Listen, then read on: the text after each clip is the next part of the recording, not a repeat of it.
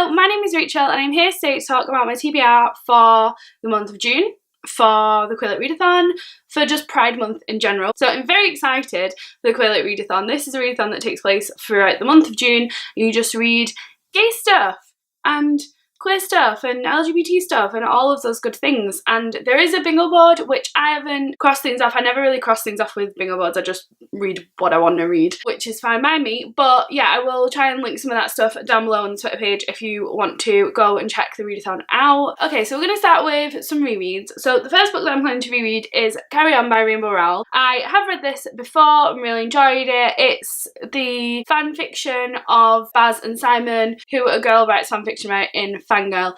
You don't have to have read Fangirl, because I haven't read Fangirl, and I've read Carry On and really enjoyed it, so you don't need to read that one to read it. But the reason I want to reread it is because Wayward Son, the sequel, is coming out in November, I think, something like that. So I really want to reread it and be ready for that one to come out because I'm very excited about it. And most of my other rereads are graphic novels, so I'm hoping in the month of June I can have like a chill Sunday where I just read graphic novels because I love doing that. Most of the gay ones I already read anyway, and then I've got one new one. I'm basically ruining my book haul because I bought some gay books for the month of June, but that doesn't matter. So the first one is Spinning by Tillie Walden. I've read this before and I really enjoyed it, but I thought there was going to be more focus on her sexual identity and finding who she was and being comfortable with herself, which it kind of wasn't. It was a lot more concentrated on figure skating. So I think I was disappointed before because my expectations were high, and I think going into it a second time and knowing that, I think it wouldn't bother me as much. So yeah, I want to give this a reread, mainly because she has a new book coming out that apparently is like a sci-fi type graphic novel that has a female-female relationship at the centre of it, and I can't decide whether I want to buy it.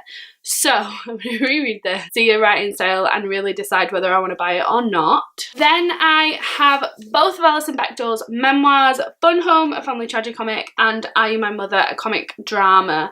This one I adore. It's one of my favourite graphic novels. It is so wonderful, and I love how it's kind of like black and white, the illustrations, but they have this like blue wash beneath them, which is just, oh my god, it's so wonderful. And this is just an amazing graphic novel. I have read Are You My Mother, and I didn't love it as much. I had really high expectations going in. However, I didn't read them like one after the other, and I feel like reading them together is probably the way to do it. Then the other one that I'll also be rereading is Finding Home Volume 1, The Traveller by Harriet Connor. I absolutely love this graphic novel. It's very slow burn and it's very concentrated on these two characters and the relationship that's going on with them. It's very like character driven and backstory sort of things. It's not heavily plot driven. I couldn't even really tell you what the plot was, to be honest, but it's just a lot about these two characters, and that's what I really enjoy about it. And then, like I said, the last graphic novel is one that I bought, and it is Queer, a Graphic History. I have been waiting to read this for years and years. Probably not years and years. Probably I wasn't published years and years ago, but at least a year ago, my best friend read it and she was recommending it to me. She was saying it was really good and she wanted to lend me a copy, but I was like, with graphic novels and with LGBT stuff, I like having my own copy. So I waited until I could buy it, and obviously I've bought it, and it's a little bit like a textbook, and it just goes through like important parts of LGBT history. So it's got like queer theories born, queer agendas, gay rights and queer activism, all that sort of stuff. So this is going to be wonderful, I think, and I'm really excited to get started on it. Then we may as well go on to the other books that I've bought in preparation for the QueerLit Readathon. The first one I bought was Boy Raised, The Truth Cannot Be Converted by Gerrard Conley. This is Gerrard Conley's memoir of him being sent to a conversion camp and what it was like and that sort of thing in America. I find it really interesting that this is a 12-step program, which is like what they use to get people off alcohol. That seems ridiculously strange to me. So I want to read this and have a bit more of an understanding of what conversion therapy is and what it's trying to do and all of that sort of stuff, because I feel like it's something everyone kind of knows about, but you don't really know any details about it. So yeah, I really want to read this one. It's giving me Girl Interrupted vibes for some reason, not the film, obviously. The memoir, I don't know why, but it's just, I'm getting that kind of feel from it. Then we have a book I'm very excited for, and that is Pulp by Robin Talley. So I've read As I Descended by Robin Talley, which was a LGBT plus retelling of Macbeth, where Macbeth and Lady Macbeth were a female-female couple, and it was so good. I really enjoyed it, so I'm really excited for this one, but this one sounds more to my taste and interests me more than that one did, so I'm really excited for this one. This follows two people, so it follows someone in the 1950s who's in a relationship with the best friend, and she wants to write about it and she wants to be a writer, but obviously she can't write about those things then because it's so frowned upon. And then it follows someone nowadays who is looking at lesbian pulp fiction for her senior project from the 1950s, and she feels very connected to one of the authors, which I'm guessing is going to be the author from the first timeline. I don't know how those two are going to link up, but I'm very excited to see, and I really like Robin Talley, so I really want to read this. And I have Everything Leads to You by Nina LaCour, which I am so excited for. I bought this because it was recommended to me on Audible after I finished Just Juliet, which, if you don't know, like, Just Juliet is amazing, brilliant, you should read it. And this was recommended to me after I'd finished it, and so I've wanted to read it ever since. And then I saw it on Cece from Problem with a Buttoners channel. She was saying like how much she enjoyed it and stuff. It was one of her favourite books one year, and I was like, that's a good recommendation because she knows good gay shit. So I was like, okay, I'm gonna pick that up. And this basically follows a girl called Emmy who is living in LA, I think. Oh no, she's entrusted with her brother's flat in LA for the summer. She does set designs on films and stuff like that, and basically her and her friend Charlotte find a mysterious letter from a Hollywood film legend, and they go in search of her daughter, I think.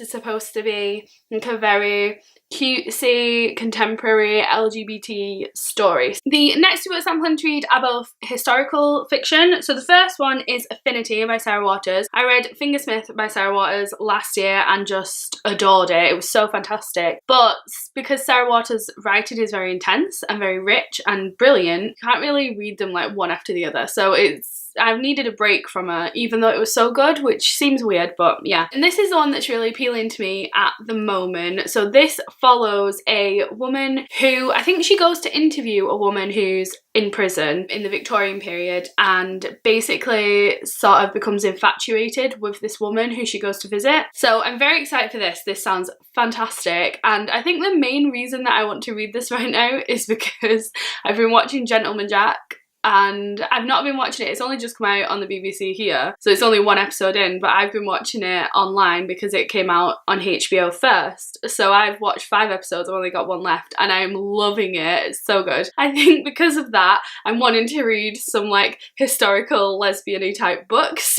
This is the one I'm going for, and I'm very, very, very excited to read it. It's a lot shorter than Sarah Waters' other books. It's only like 350 pages, and I think Fingersmith was like over like 500. It could have been like 600 pages. Then the next book I have is Days Without End by Sebastian Barry. I've mentioned this on TBRs before and not gotten to it, and I'm really hoping that this time I do get to it because I do really, really want to read it, and it is supposed to be really, really good. I have heard different opinions on it, and I have heard people who've said it's not good. However, the people that have said it's good are usually the people who I have similar interests to, so I kind of trust their judgment more. This follows 2 men who were part of the US Army in the 1850s. I think they have a relationship together, and they come across a young Indian girl afterwards, and the possibility of lasting happiness seems within reach if only they can survive. Can't really get a feel of what this is actually going to be like or what it's really going to be about, but I am really, really intrigued by the story and by the sounds of it. So yeah, gonna be hopefully getting to that one finally. The next one is The Miseducation of Cameron Post by Emily M. Danforth. I have read 50 pages of this and haven't been pulled in really yet. I'm not feeling very into the story. However, I just feel like because it's a lesbian-y type fiction, we don't get many of those, I'm gonna give it more of a chance than I give anything else. So this is set in 1993 when, well, the bit I read actually isn't set then, it's set earlier than that when the main character is a girl. But on the back it says 1993, Cameron Post is caught making out with high school beauty queen and unceremoniously outed, and her aunt wants to correct her niece by sending her to God's Promise, where she is subjected to gay conversion therapies. Again, another gay conversion therapy book. I do just find it fascinating. It does have a quote on the back saying it's a tremendous achievement from Sarah Waters, which is obviously a big recommendation. I've just said how much I enjoy Sarah Waters, so I do think that this is going to get started and I think I'm going to get into it. It was really slow, those first 50 pages, so I'm hoping that it picks up and then I finish it and enjoy it. So we've got that one. We have two more. So the first one is I'll Give You the Sun by Jandy Nelson. On the back it says, Jude and her twin Noah are close until a tragedy drives them apart. Now they are barely speaking and both falling for boys that they can't have. Love's complicated. We'll give it a try. We'll see how it goes. The last one I have I'm really excited for, and that is The Art of Being Normal by Lisa Williamson. So when I bought this, I always tend to like read the first like 20 pages of books when I buy them, and when I bought this I did that and it was really good. I remember the main character was talking about America's Next Top Model and it was just really making me laugh. I've been excited to read this for a while, and recently I read If I Was Your Girl by Meredith Russo and adored it, absolutely adored it. I thought that was such a beautiful story, and so I'm kind of in the mood for similar type story, and I think this is also similar in that it's like a contemporary with a trans character at the centre of it. This isn't a trans character who has already transitioned, which is what If I Was Your Girl was. This is someone I think who is figuring out who they are. We follow David, who wants to be a girl, and Leo, who wants to be invisible, and Leo stands up for David in a fight and an unlikely friendship forms between them. Very excited. They are all the books that I'm planning to read in the month of June. If you've read any of these books and want to tell me which one to read first, please do. If you're taking part in the QueerLit Readathon, let me know down below what you are reading, because I'd be very interested to know. Thank you very much for watching, and I will see you in my next video. Bye!